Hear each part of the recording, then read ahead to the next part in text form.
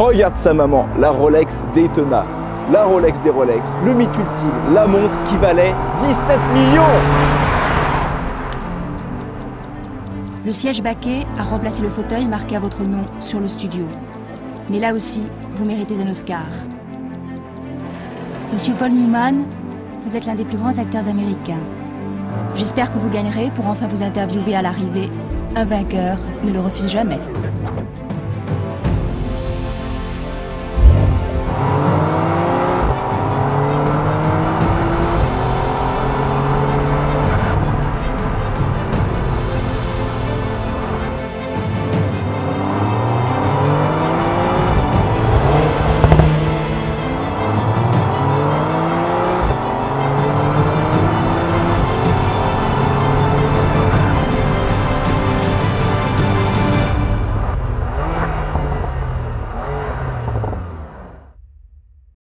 Bienvenue sur Breloque. Aujourd'hui, un peu à l'image de cette montre, on a vu les choses en grand. On a sorti la Porsche et même si ça peut paraître un peu obscur, tu vas comprendre dans la vidéo le lien entre cette auto et la montre.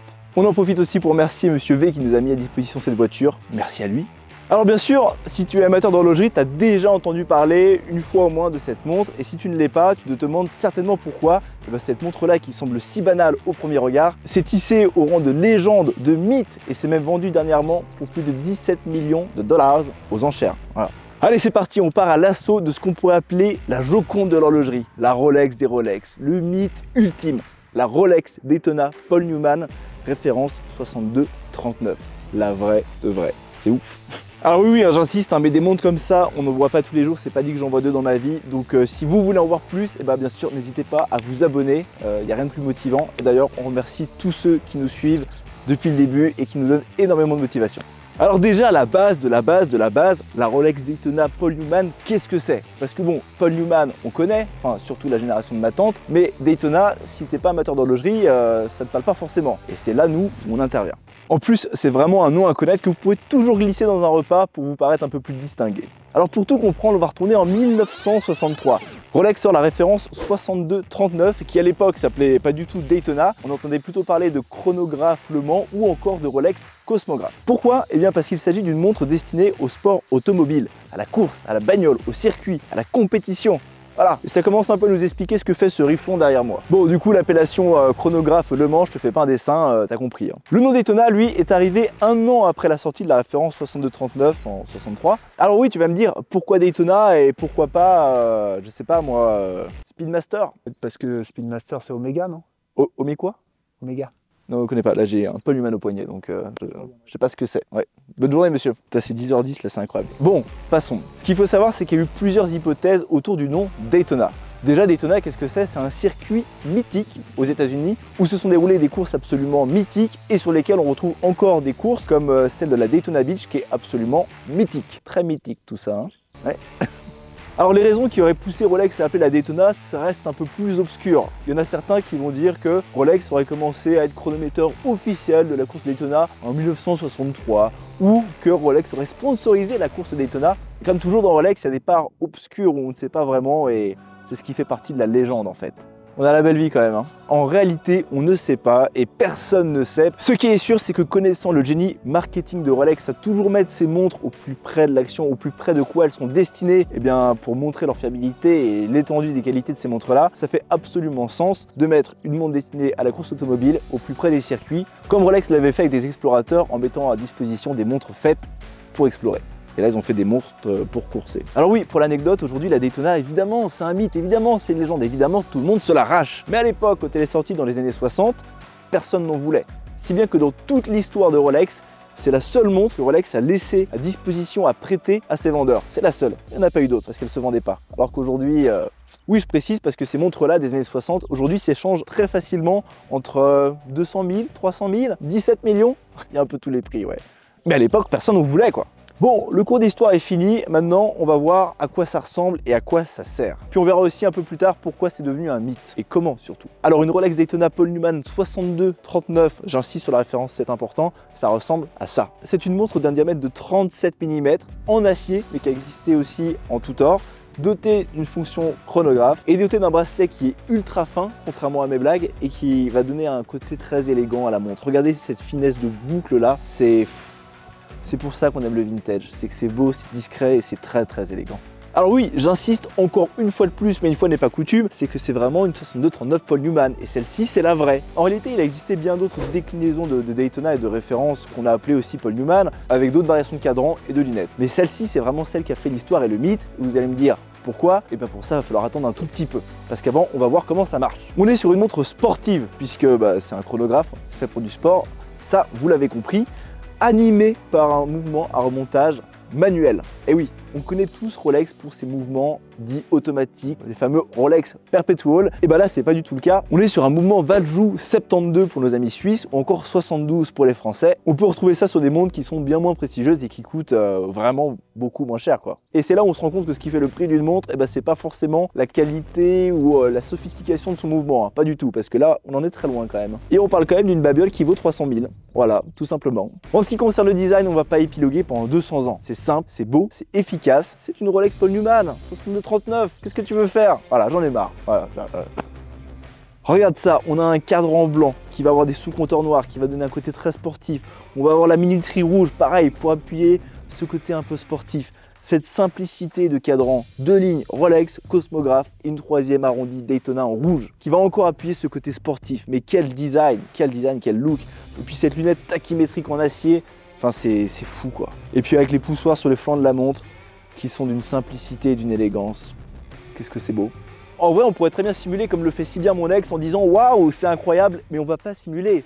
C'est incroyable, elle est là la vérité, c'est fou. Et bien sûr tu te demandes comment ça marche et à quoi ça sert, et ben vas-y, je te montre tout ça, vas-y viens avec moi. Alors cette montre elle a deux fonctionnalités. La première ça va être la lunette tachymétrique. Ça sert à calculer une vitesse moyenne. Par exemple, on va calculer la vitesse sur 1 km ou 1 mile si tu vis dans le Tennessee. Tu commences ton kilomètre, tu déclenches le chronographe. Là, on vient de parcourir 1 km ou 1 mile si on est toujours dans le Tennessee. On arrête le chronographe. Et donc là, si on a parcouru 1 km et qu'on a arrêté le chronographe au bon moment, on a roulé à environ 90 km/h. Et on remet à zéro. Deuxième fonctionnalité, c'est pour calculer un temps. Admettons que tu sois aux 24 heures du Mans. Et bien là, tu vas lancer ton chronographe au début et ensuite, tu vas pouvoir voir la durée que tu viens de passer. Sur le sous-compteur à 3 heures, on va calculer les temps en minutes, les demi-heures. Sur le second sous-compteur qui se trouve à 6 heures, on va pouvoir calculer les heures. Et sur le sous-compteur qui se trouve à 9 heures, eh bien, ce sont les secondes de la montre, qu'on pourrait même dire petites secondes.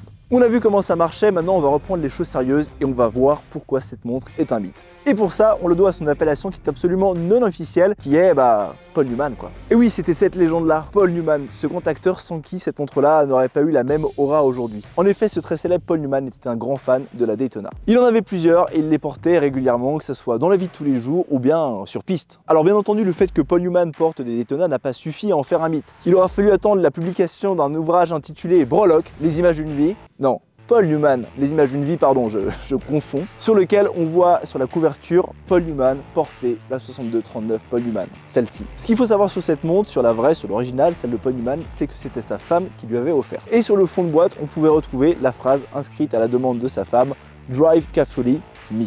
Et oui, on rappelle qu'en plus d'être un très grand acteur, Paul Newman était aussi un très grand coureur automobile. Et oui, c'est tout aussi simple que ça, c'est que Paul Newman a été l'homme qui a porté cette montre, qui l'a rendue célèbre, et les collectionneurs lui ont donné ce surnom en hommage. Ce qui rend cette montre encore plus légendaire et encore plus rare qu'elle ne l'est déjà, c'est que le cadran blanc qu'on trouve sur cette montre était à l'époque, dans les années 60, boudé par les clients. Les gens préféraient les cadrans noirs. Par conséquent, sur le marché, il y a beaucoup moins de cadrans blancs, et ce qui la rend naturellement plus rare qu'elle ne l'est déjà. D'ailleurs, petite parenthèse de collectionneur, un cadran blanc comme celui-ci sur une Paul Newman, on appelle ça un cadran dit exotique. Ce qui explique sa cote absolument délirante. Et enfin, c'est cette montre-là, la même dont on vient de parler, qui a été vendue aux enchères pour la coquette somme de 17 millions de dollars. Et d'ailleurs, il semblerait même que ce soit Rolex en personne qui ait racheté cette montre-là. Mais là encore, on n'en sait rien. Ce qu'il faut redire, c'est que c'est vraiment à partir des années 80 qu'il est devenu plus commun de surnommer ces montres-là des Paul Newman. Bien entendu, c'est une appellation qui n'a jamais été utilisée par Rolex, mais toujours par les collectionneurs. Et ne soyons pas jaloux, parce que nous, en France aussi, on a des acteurs très célèbres qui ont porté des Daytona. Je pense naturellement à Bebel et aussi à Coluche. Voilà. Alors, qu'est-ce qu'on fait quand on a une légende pareille entre les mains? Qu'est-ce qu'on en pense? Alors bien sûr, on pourrait se dire qu'il faut faire attention à ces montres-là, parce que c'est quand même des montres rares qui coûtent un sacré pactole et dont il faudrait plutôt prendre soin parce que ce sont un investissement. Bravo les motoristes! Bravo les motoristes! Rolex n'a pas le droit de faire ça! Mais en réalité, nous, c'est pas trop notre cam. On est des vrais passionnés de montres. Et nous, des montres comme ça, on veut les voir porter. Ça nous tord tellement les tripes qu'on en a même fait des vidéos sur YouTube pour te dire à quel point... Et rien que pour ça, allez, s'il vous plaît, abonnez-vous. Allez. Et oui, parce que le vrai passionné, le vrai amateur de montres, eh ben, il va la porter. Il ne vous dira jamais... Bon, je vous dirais franchement, j'ai jamais porté. Faut vraiment avoir aucune passion et ne pas aimer les montres pour dire une telle chose pareille. La passion, la vraie, c'est quand tu portes tes montres tous les jours. Le coffre, c'est bien pour les bijoux de mémé, pas pour ça. Et d'ailleurs, si Paul Newman était toujours parmi nous, je suis prêt à parier 3 tickets resto qu'il la porterait encore au volant de sa Porsche. Et voilà, le lien, il est fait. Alors oui, l'histoire est folle, la montre aussi, tout est absolument fou sur cette montre, elle est magnifique, enfin, il n'y a rien à dire. Enfin, il y a quand même un mais qui est pas des moindres. Et oui, parce que quand on connaît le prix de cette montre-là, on se rend compte qu'on vit pas tous dans le même univers. Et le problème, il n'est pas forcément là, c'est que l'histoire de la montre, elle a beau être la plus folle possible, elle a beau être la plus mythique, la plus belle, c'est que quand on met 300K là-dedans, on s'attend un petit peu plus. Quand tu la portes au poignet, même si c'est un kiff monumental, il manque un petit truc, tu vois. On peut s'attendre à plus en fait, plus de waouh, plus de trucs. En fait là c'est presque décevant. Non, c'est décevant. Parce que franchement, à ce prix-là, tu pourrais avoir des finitions de fou, tu pourrais avoir des pièces uniques de haute horlogerie, mais là il est rien. T'as juste une Tool Watch avec un Valjoux 72, tu trouves n'importe où. Et c'est là où ça devient décevant, c'est parce que si cette montre elle est ce qu'elle est aujourd'hui, bah c'est grâce à son histoire.